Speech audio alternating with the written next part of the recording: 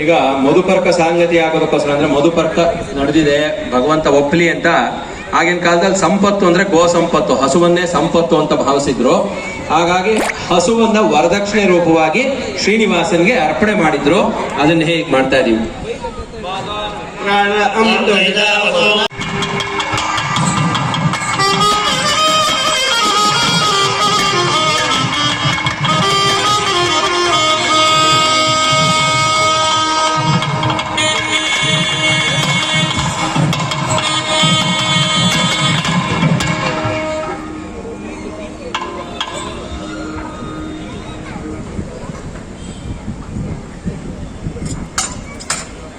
आचम्य केशवाय स्वाहा, नारायण स्वाहा, माधवाय स्वाहा, गोविंदाय नमः।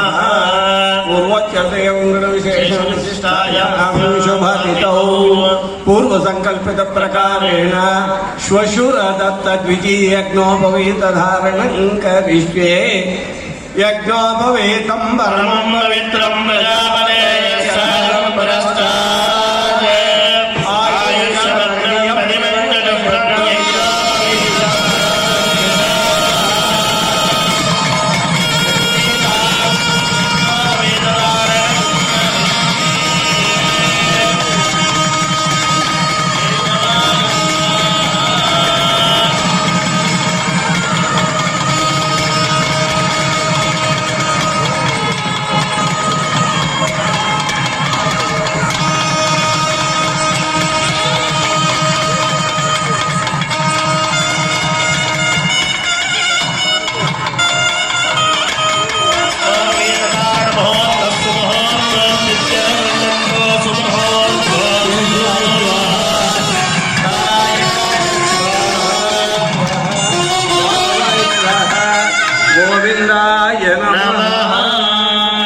मधुपर्कसाङ्गतासित्यर्थं गौरक्षत्यनियोगः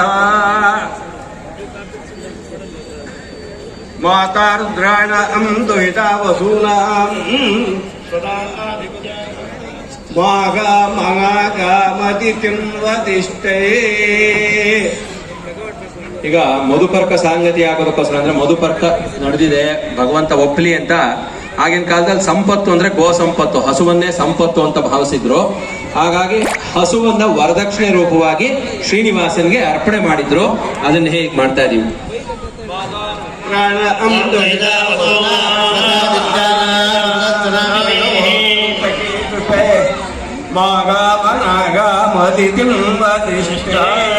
ಆದ್ರೆ ಶ್ರೀನಿವಾಸ ಆಗಿನ ಕಾಲಕ್ಕೆ ನಿಶ್ಚಯ ಮಾಡ್ಕೊಂಡಿದ್ನಂತೆ, ನಾನು ವರದಕ್ಷಿಣೆ ತಗೊಳ್ಳೋದಿಲ್ಲ ಅಂತ. ಹಾಗಾಗಿ ಅದನ್ನ ಓಂ ಅಂತ ಹೇಳ್ತಾ ಎಲ್ಲಿ ಬೇಕಾದ್ರೂ ನೀರು ಕುಡಿದು ಎಲ್ಲಿ ಬೇಕಾದ್ರೂ ಹುಲ್ಲು ಕುಡಿದು ಹುಲ್ಲು ತಿಂದು ಸುಖವಾಗಿರುವಂತ ಹಾಗೆ ಬಿಟ್ಬಿಟ್ನಂತೆ. ಅದು ಒಂದು ಪ್ರಯೋಗ.